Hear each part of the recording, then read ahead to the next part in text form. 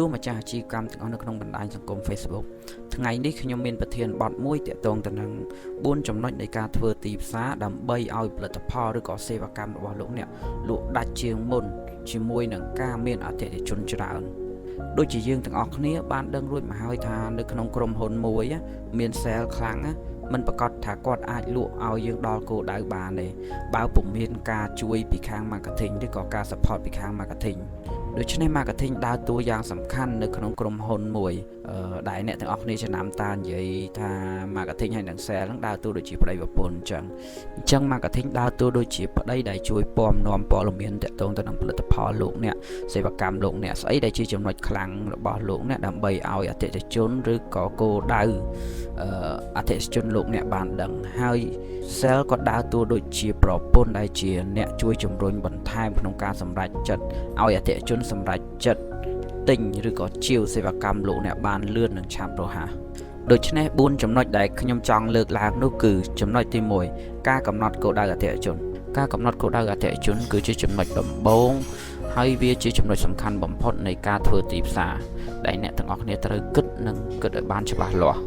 បើតាមបទពិសោធន៍របស់ខ្ញុំជួបម្ចាស់អាជីវកម្មជាច្រើនដែលគាត់មានចន្លោះខ្វះខាតក្នុងការកំណត់គោលដៅមែនតើនៅពេលដែលខ្ញុំជួបម្ចាស់អាជីវកម្មមួយហ្នឹងជាក់ស្ដែងគាត់លក់ជាលក្ខណៈភេសជ្ជៈហើយពេលហ្នឹងខ្ញុំក៏បានសួរគាត់ថានរណាដែលជាគោលដៅអតិថិជនរបស់គាត់អញ្ចឹងអ្វីដែលគាត់ឆ្លើយតបវិញនោះគឺនរណាក៏បានដែរឲ្យតែអាចញ៉ាំភេសជ្ជៈគាត់បានហើយក៏ខ្ញុំក៏បានសួរទៀតថាចុះទីតាំងវិញថាតើតំបន់ណាដែលគេញ៉ាំភេសជ្ជៈបងច្រើនជាងគេគាត់ថាតំបន់ណាក៏គាត់ target ដែរឲ្យតែអាចញ៉ាំផលិតផលភេសជ្ជៈគាត់បានដូច្នេះការកំណត់គោលដៅអតិថិជនបែបនេះគឺវាពុំត្រឹមត្រូវទេការកំណត់គោលដៅដែលត្រឹមត្រូវគឺយើងគួរតែ specific ឲ្យច្បាស់ថាតើនរណាមួយក្រុមមនុស្សណាមួយដែលញ៉ាំភេសជ្ជៈយើងបានច្រើនជាងគេ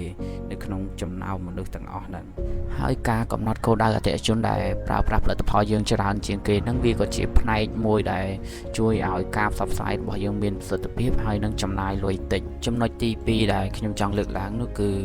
ការកំណត់ unique selling point ឬក៏ភាពខ្លាំងរបស់ខ្លួនដែលដៃគូយើងមិនមានហើយយើងមានវាពិតជាដើរតួយ៉ាងសំខាន់មែនទែនក្នុងការ spread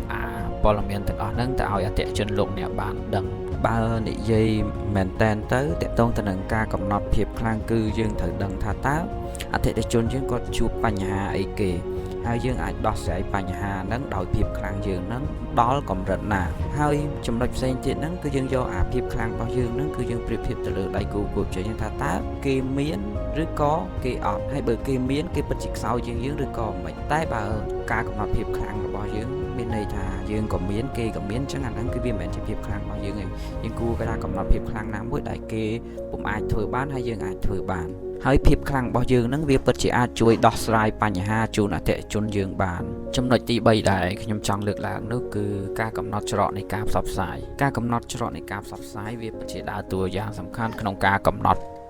ពេលវេលារបស់លោកអ្នកដើម្បីផ្សព្វផ្សាយព័ត៌មានពីផលិតផលលោកអ្នកហ្នឹងទៅឲ្យអតិថិជនលោកអ្នកបានដឹងបើយើងជ្រើសច្រកផ្សព្វផ្សាយខុសហ្នឹងវាធ្វើឲ្យយើងចំណាយពេលយូរហើយនឹងចាយលុយច្រើនទៀតតែបើយើងជ្រើសច្រកផ្សព្វផ្សាយត្រូវវាធ្វើឲ្យយើងចំណាយលុយតិចហើយលឿនព័ត៌មានទាំងអស់ហ្នឹងគឺវាលឿនទៅដល់អតិថិជនរបស់លោកអ្នកបានឆាប់រហ័សហើយច្រកនៃការផ្សព្វផ្សាយដែលពេញនិយមបច្ចុប្បន្នហ្នឹងដូចជាអ្នកទាំងអស់គ្នាបានដឹងរួចហើយគឺច្រកផ្សព្វផ្សាយ Facebook អញ្ចឹងការផ្សព្វផ្សាយលើ Facebook បច្ចុប្បន្នហ្នឹងវាពិតជាពេញនិយមមែនតើដែល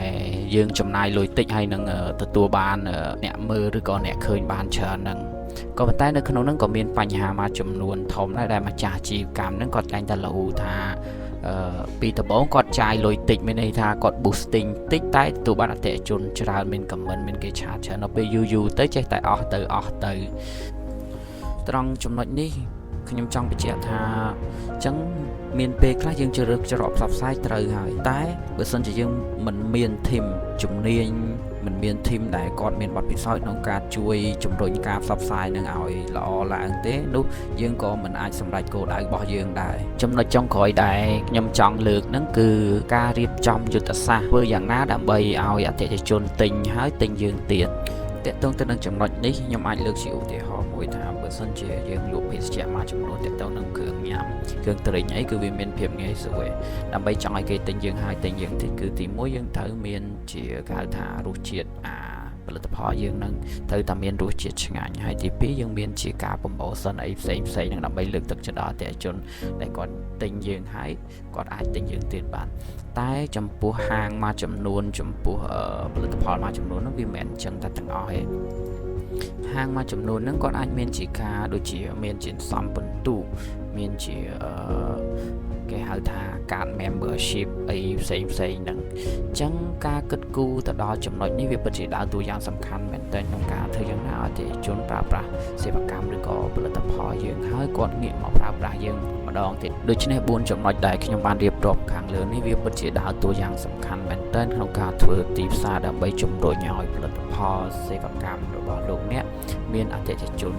ច្រើនហើយនឹងលក់ដាច់ជាងមុនជាចុងក្រោយខ្ញុំសង្ឃឹមយ៉ាងមុតមាំថាវីដេអូនេះនឹងជាចំណែកមួយដើម្បីជួយឲ្យអាជីវកម្មរបស់លោកអ្នករីកចម្រើនខ្លាំងជាងមុនហើយបើសិនជាលោកអ្នកចូលចិត្តស្ដាប់វីដេអូមួយនេះសូមធ្វើការ like and share